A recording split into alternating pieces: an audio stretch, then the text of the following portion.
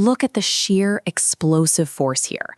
When a crocodile strikes from the murky depths, it seems absolutely invincible. But watch what happens when this massive predator rests on the shoreline. How does a reptile with a bone-crushing bite force and heavy body mass regularly lose fights to mammals half its weight? Well, the answer comes down to geography. A crocodile's status as an apex predator is highly conditional, subsidized almost entirely by how close it is to water. The exact physical traits that make them perfectly adapted aquatic killers, short legs, a heavy tail, and an ambush-oriented metabolism, become massive liabilities against the speed and stamina of mammalian agility on land. This chart shows exactly how a crocodile's combat efficacy shifts based on its environment. Notice the x-axis mapping distance from water against the y-axis measuring combat effectiveness. The line drops fast further inland. Big cats instinctively exploit this curve, dragging fights into this bottom right corner, pushing the reptile into a severe energy deficit. Understanding who actually wins in the wild means ignoring raw metrics like total body weight. You have to analyze the strategic, physiological trade-offs of fighting on dry land. Take the lion. Encounters between lions and crocodiles usually start as a reactive brawl, triggered when a crocodile botches an ambush right at the water's edge. The crocodile typically strikes first, clamping its jaws onto the lion's leg. But this move instantly anchors it to land, stripping away its crucial aquatic mobility advantage. The lion's initial reaction is defensive panic, swiping its claws wildly at whatever it can reach, which happens to be the crocodile's back. Those claws are useless here. Notice the raised ridges along the dorsal line. These bone-reinforced scales are called osteoderms, and they act like a hardened shield against a feline swipe. Realizing the top armor is impenetrable, the lion quickly adapts its strategy, reaching past the heavy scales to find the unprotected areas. It finds the soft underbelly and drives its 2-inch claws deep into the tissue.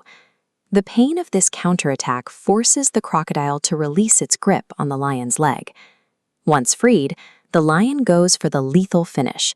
It clamps its 4-inch canines directly over the crocodile's soft windpipe, holding the bite for up to 5 full minutes to induce asphyxiation. On land, there is another critical variable: numbers. Lions live in groups. Once a crocodile is beached, it's rapidly overwhelmed by the sheer mass of the pride. The lion defeats the crocodile's heavy top armor through a strategy of steady attrition, absorbing the initial strike and aggressively targeting the unarmored soft tissue underneath. You might wonder why the crocodile doesn't just deploy its signature weapon, the death roll, a kinetic spin meant to quickly dismember struggling prey. It tries to, but biomechanically, attempting to violently spin a struggling 1,000-pound mammal on jagged land is highly inefficient. Without the buoyancy of water to suspend the combatants, the death roll devolves from a lethal attack into an exhausting, desperate attempt to break free and slide back down into the river. This chart illustrates the metabolic deficit the crocodile faces when the fight drags out. You have the big cat's sustained aerobic stamina competing against the crocodile's anaerobic burst energy. As an ambush predator, the crocodile simply cannot process oxygen fast enough. Within minutes, it burns through its reserves, hitting a state of critical exhaustion. Now contrast this with an underwater scenario. Down there, fluid dynamics neutralize a feline's ability to brace, bite, or claw with real leverage, while the crocodile operates at peak efficiency. This terrestrial energy deficit is a fatal biological trade-off.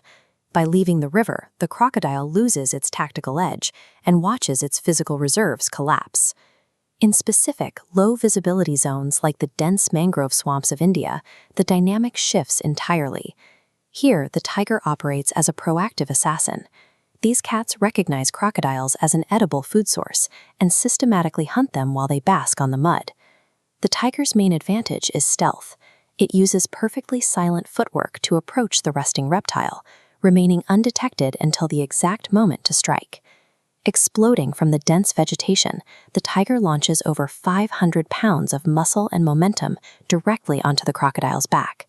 This creates a strict biomechanical trap. With the predator's heavy weight perfectly centered on its spine, the crocodile finds itself entirely physically pinned.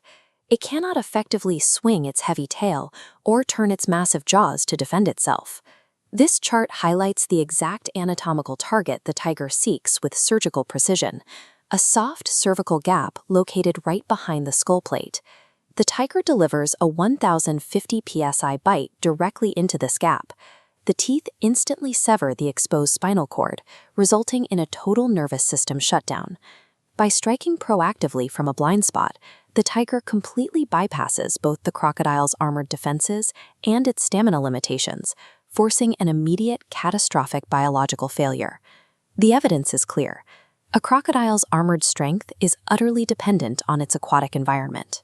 When forced to fight on land, it faces two distinct feline tactics: lions winning through reactive, exhausting attrition, and tigers winning through proactive stealth and spinal assassination. Look at this geographic victory table, dividing the terrain into deep water, the shoreline, and dry land. The results are precise. The crocodile is heavily outmatched on dry land, highly vulnerable on the shoreline, and only holds a true advantage in deep water. When you're analyzing complex predator matchups, superficial metrics like bite force or scale thickness only tell a fraction of the story. If a crocodile cannot utilize the fluid dynamics of deep water, its physiological